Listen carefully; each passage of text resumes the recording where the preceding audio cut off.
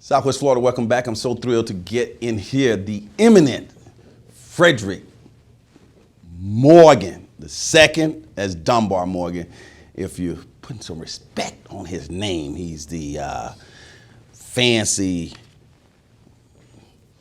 person with the NAACP. I was saying fancy person, man. I'm going to Political Action Committee Chair.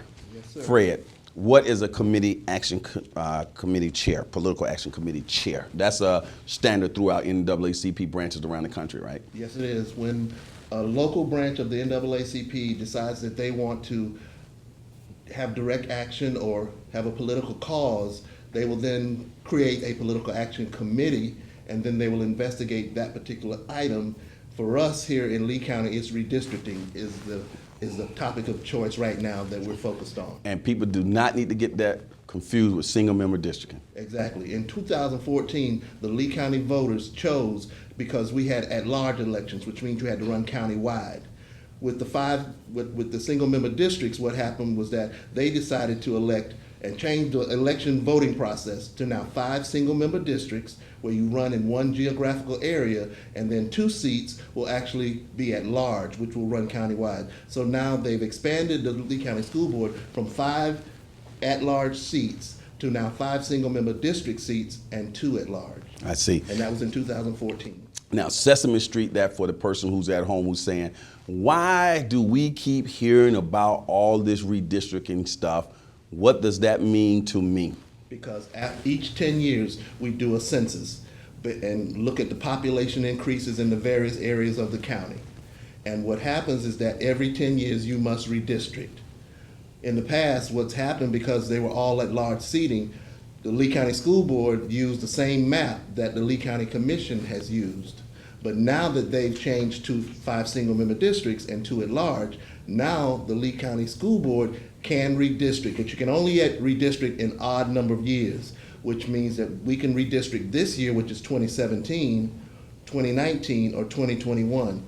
What's happened is that our school board has chosen to wait until after the 2020 census to then look at the possibility to get the new numbers from the census and then look at redistricting in 2021.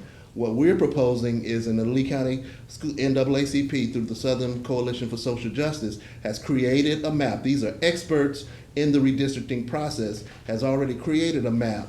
And what we would like for them to do is to possibly move that date up to redistrict now, and then once the new numbers are in after the 2020 census, then they can just tweak the map for redistricting numbers, not starting it from scratch. Okay, let's continue. Now, I heard, I'm get his name on TV as well, Brother James Milwaukee, the president of your chapter in Lee County, a good friend of mine. He was explaining the redistricting process too, as well as you've been explaining. You were the head guy in that particular thing there. And he was saying that Lehigh has changed in terms of its demographics so much that when you lump Lehigh to East Fort Myers and some other surrounding areas, you get a large minority population that's not being represented in the Lee County School District, not being represented in Lee County School, the commission as well.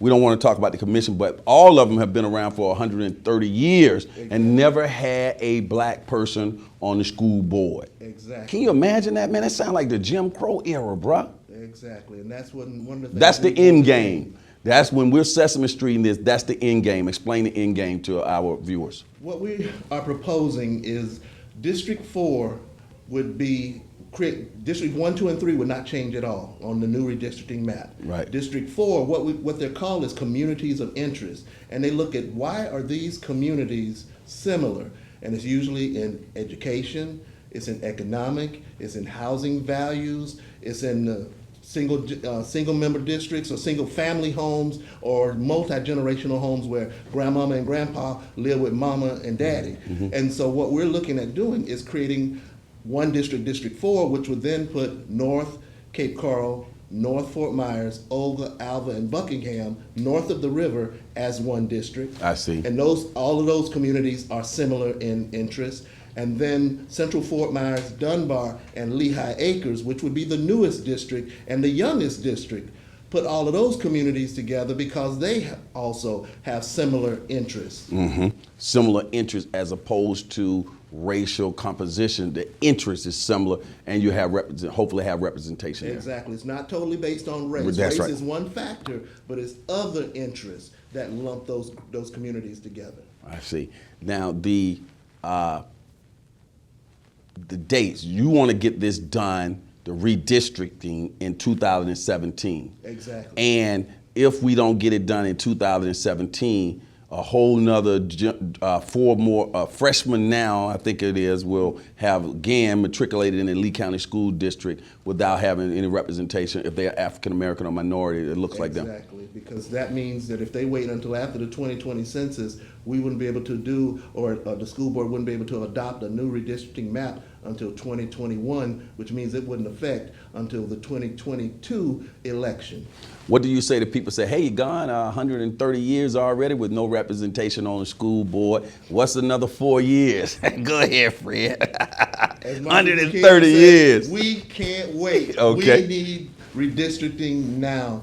Our young people need redistricting because it impacts the school in such a way, because with a minority, or at least the opportunity to have a minority on the school board, it changes the thought process. Mm-hmm. It changes the number of students that actually graduate from high school.